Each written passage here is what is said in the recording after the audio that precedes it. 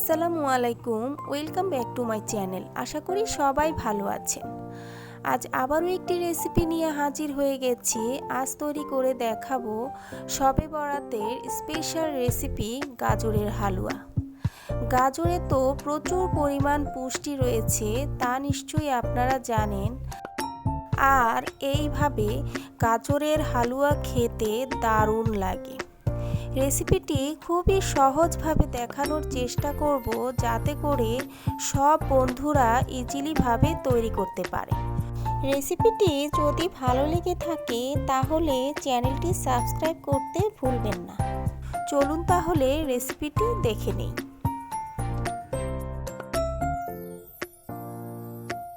গাজরের হালুয়া তৈরি করার জন্য প্রথমেই আমাদের লাগবে গাজর। এখানে আমি প্রায় 1 কেজির মতো গাজর নিয়ে নিয়েছি। এখন এগুলো একটি আলু কাটার দিয়ে গাজরগুলো ছিলে নেব।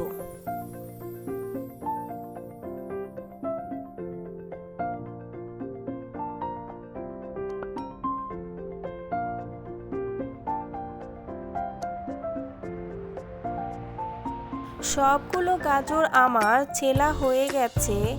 এখন এগুলো ভালোভাবে ধুয়ে পাতলা পাতলা স্লাইস করে কেটে নিব।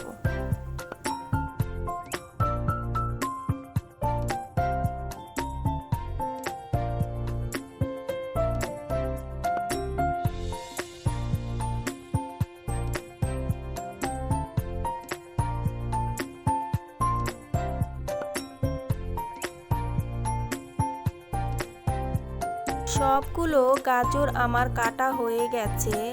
এখন এগুলো একটি হাঁড়ির মধ্যে নিয়ে ভালোভাবে সেদ্ধ করে নিতে হবে।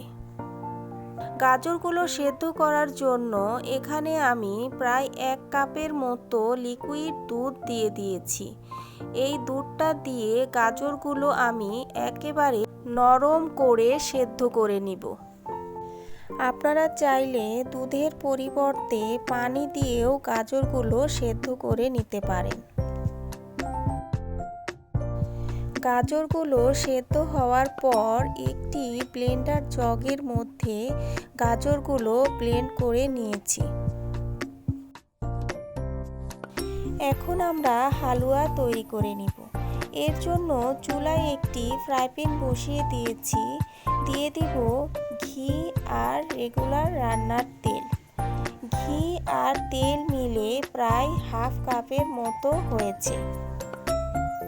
আপনারা চাইলে শুধু ঘি বা বাটার দিয়েও তৈরি করতে পারেন, আবার আমার মতো এরকম ঘি বা রেগুলার রান্নার তেল দিয়েও তৈরি করতে পারেন। তেল আর ঘিটা গরম হয়ে এলে দিয়ে দিব ব্লেন্ড করে রাখা গাজর। গাজরটা দিয়ে ভালোভাবে নেড়েচেড়ে দিতে হবে। হালুয়াটি তৈরি করার প্রথম থেকে শেষ পর্যন্ত চুলার হিটটা মিডিয়ামে রাখতে হবে। এই পর্যায়ে দিয়ে দিব চিনি। এখানে আমি মেজারমেন্ট কাপের 1 কাপ পরিমাণের চিনি দিয়ে দিয়েছি। মিষ্টিটা যার যার পছন্দ মতো কমিয়ে বাড়িয়ে দিতে পারেন। আর সাথে দিয়ে দিব সামান্য একটু লবণ। লবণ যদি কেউ দিতে না চান তাহলে স্কিপ করলেও হবে। কিন্তু আমার কাছে মনে হয় যে কোনো মিষ্টি জাতীয় খাবারে সামান্য একটু লবণ দিলে মিষ্টির ব্যালেন্সটা ঠিক রাখে। আমার কাছে মিষ্টির পরিমাণটা একটু কম মনে হচ্ছে, তাই আমি আবারও একটু চিনি দিয়ে দিচ্ছি। অনবরত নেড়েচেড়ে যেতে হবে। এই কাজটি সাবধানের সাথে করতে হবে, তা না হলে গায়ে ছিটে আসতে পারে।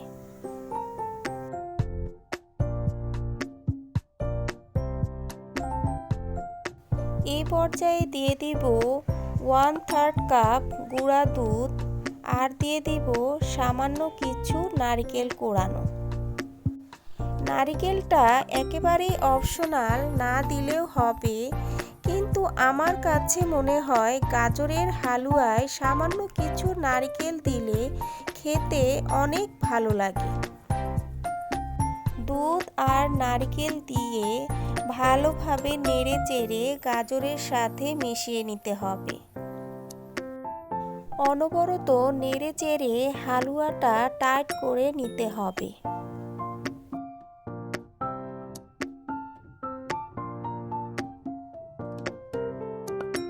এই পর্যায়ে দিয়ে দিব এলাচের গুঁড়া। এখানে আমি 3টি এলাচ গুঁড়ো করে নিয়েছি। আর দিয়ে দিব 1 চামচ ঘি। শেষে এই ঘিটা দেওয়ার চেষ্টা করবেন, তাহলে হালুয়াটি খেতে আরও বেশি স্বাদের হবে। এলাচের গুঁড়া আর ঘি আবারও গাজরের সাথে ভালোভাবে নেড়েচেড়ে মিশিয়ে নিতে হবে। হালুয়াটি আমার প্রায় হয়ে গেছে। আজ আমি হালুয়া কাটবো না, তাই একটু পাতলা অবস্থায় নামিয়ে নিচ্ছি। আপনারা যদি হালুয়াটি বরফি আকৃতির কেটে নিতে চান, তাহলে আরও একটু টাইট করে নিতে হবে। তৈরি হয়ে গেছে খুবই মজাদার গাজরের হালুয়া। হালুয়াটি সার্ভ করার আগে উপর দিয়ে কিছু বাদাম কুচি ছিটিয়ে দিতে হবে, তাহলে দেখতে আরও লোভনীয় লাগবে। রেসিপিটি খুবই সহজভাবে দেখানোর চেষ্টা করেছি। আশা করি সকলের কাছে ভালো লেগেছে।